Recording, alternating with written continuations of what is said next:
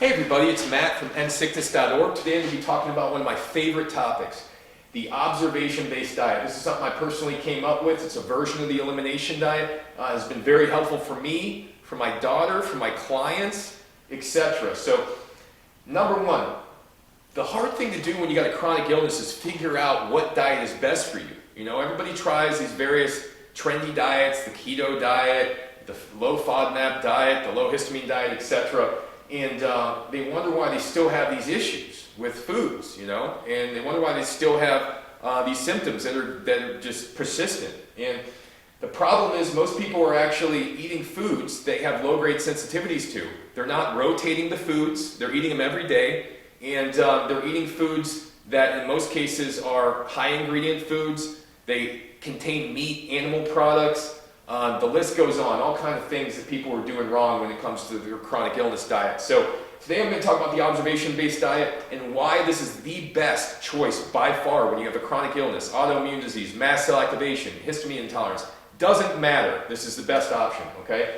So the key point about diet is everybody's different, okay? Everybody does well with different foods, okay? Yes, vegetables, fruits, starches, they're beneficial to the gut. Yes, most people do well with those, but some people don't tolerate meat well. Some people don't tolerate dairy well. Some people don't do well with eggs, corn. Some people don't do well with acidic fruits, etc. The list goes on. So each person is different, so no specific diet or ideology is going to be good for everybody.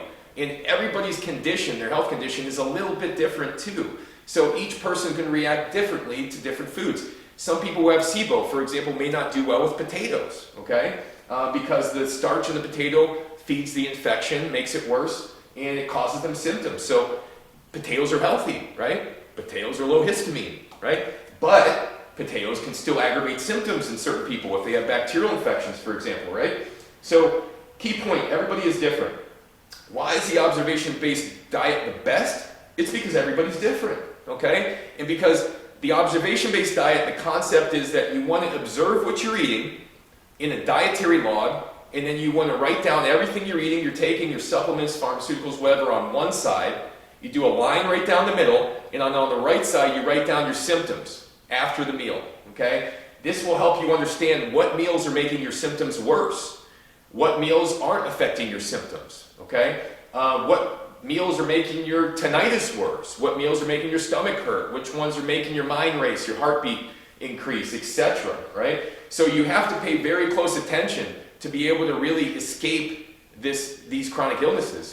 You have to see what are you already doing that is contributing to your problem. Most people make the mistake of throwing supplements, on top of new foods, on top of prescriptions, on top whatever, to the point where they have 10 different supplements they're taking, and they're eating the same thing every day, and they got 2 pharmaceuticals. I mean, this is what a lot of people are doing who are stuck in the trap, okay? And unless you actually pay attention, you reduce the number of things you're putting in your body, you eliminate the synthetics, and anything that's synthetic, in my opinion, and you go back and you try to heal yourself through food and plant-based medicine, you're going to be stuck in this chronic illness cycle and this inflammatory cycle for good. The reason being is you could be eating foods that could be triggering mast cells to secrete histamine, secrete inflammatory chemicals, and those could be making your symptoms aggravated. It doesn't matter if the food is an orange, it's something that's healthy, or like I said, a potato, or rice, or it doesn't matter. Each person is different, okay? So the observation-based diet, again, is based on the concept of writing down everything you're eating, you're taking on one side of a piece of paper, down the middle, you do the line, on the right side, you write down how you felt afterwards. You start to make the connections, okay? With someone who's a professional like myself, it can help you go through your diet, identify what the triggers are, remove them, and find substitutes, okay? So I'm going to get into the dietary and symptom log because that's one of the most important parts. So, dietary log. It's very, very simple, everybody. You just write down on a piece of paper what you're eating, put a line down the middle, and what supplements you're taking. Line down the middle, and then how you're feeling on the right side. And you write down what time that you experience these symptom shifts. If it's an hour after you ate, if it's 2 hours after you ate, it's right after you ate. These things are important. They will help you understand how serious your reaction is, and it'll help you understand which foods are working and which ones are not. You have to find the proper substitutes to be able to get out of this situation. You can't keep eating things over and over again that are triggering your symptoms and expect to take supplements and get better. It's just not going to happen. So the dietary and symptom log is key to be able to be successful. Connecting the dots, the easiest way to connect the dots is less is better, okay? 5 or less ingredients at each meal, only a couple supplements at a time, max. I wouldn't take 6 supplements at once. You don't know what's doing what. You don't know how it's actually affecting your body. People get tricked. They eat a food one time, they take a supplement one time, they get an experience from it, and they associate that experience with what this thing does for them. They don't realize that a week or two later they could have reactions to things that could be, that they think are not happening due to that thing when in fact they are. Usually people consume things every single day who are in these situations, and eventually they become more and more reactive to food. So connecting the dots. To connect the dots, you have to reduce the number of ingredients at each meal, you have to reduce the number of supplements, you have to separate them and figure out what each particular supplement, for example, each particular food, if you're questioning these things, how they're responding with your body. That will allow you to determine if it's good for you or not. All your foods, in my opinion, are potential for reactions, right? Every food, okay? And you have to identify which ones are causing the problems, otherwise you're going to be stuck in a cycle of reactivity.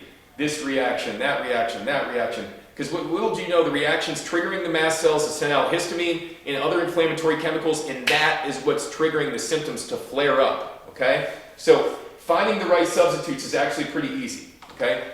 There are, if you're having issues with certain starches, rice is always a good option.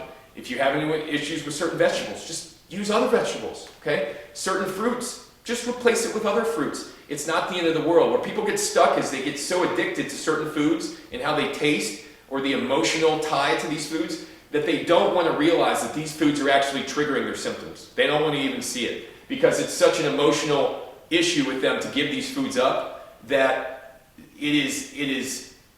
it's almost like they'd rather be sick in most cases than give these foods up, because it's like they're in withdrawal and then they go through denial that these foods are causing issues, etc. It's just like anything they're addicted to, right? So adding the right foods back in. When you add foods back in that you maybe had issues with in the past or they're questionable, you don't want to add them back in more than twice a week, okay? You don't want to add a food back in every day and expect there to not be problems within a week or two. You want to do it maybe like twice a week in small amount, gradually increase it. And you want to make sure you're not adding it to a meal of 10 other things too, so you can't identify if it's causing you an issue or not, you know? So adding foods back over time is critical. You don't want to get your diet to be too small, but it's important that you start off with a diet you're not reacting to, even if it's 20 different foods, 15 different foods, and then you add a food or two back every week. Eventually, within a period of a few months, you would have enough foods to go on this, maintain the 3-day rotation, to have minimal ingredients at each meal, and to be able to make sure that you're not consuming anything that's making things worse, okay? So to summarize, it's tough to find the right diet for chronic illness unless you look at an observation-based diet. This is based on the concept that you're observing how things are reacting with you, and only you, not some other ideology around the internet, something you came across. It's based on the concept of seeing how each food works for you, okay? For me, for example, meat did not work for me when I was in the middle of mast cell issues. It took me years of eating meat over and over and over and over and over and over again to realize that, because I was following everybody else's version of a diet, not the observation-based diet where I was simply paying attention to days I had meat, days I didn't have meat, and how the symptoms were, right? So, very critical. Each person is different. That is why the observation-based diet is the best option out there, okay? The dietary and symptom blog, I went over how to create that. Just on the left side, what you're eating and taking, lie in the middle, how you're feeling afterwards on the right side with times and when the symptoms shift. Connecting the dots is easiest when you have the least amount of ingredients in your meals and the least amount of supplements. Finding the right substitutes is easy. If you're having issues with package-based stuff like pasta, breads, etc., lean on rice. Rice is very low allergy. And then adding foods back over time that you liked, be very careful, because people typically add the foods back that cause them issues first because they crave them. And the things that you crave, in my experience, are the things that cause you health issues usually, or cause you symptoms. So if you have any questions, feel free to reach out to me on endsickness.org. Feel free to add them in the comments. Reach out to my email, phone, any of that. This is not meant to be medical advice. This is just for information's sake, okay? I've seen this observation-based diet work better than any other diet with my clients, okay? To the point where 60 to 80% of their symptoms can be under control just from following this observation-based diet and removing the hidden irritants. So hopefully you guys reach out if you have any questions or comments. Feel free to leave them. And thank you for watching. And please note, this is not meant to be medical advice. This is for educational purposes only, based on my experience with my daughter, my family, my clients. And thanks again, everybody, and hope to see you soon.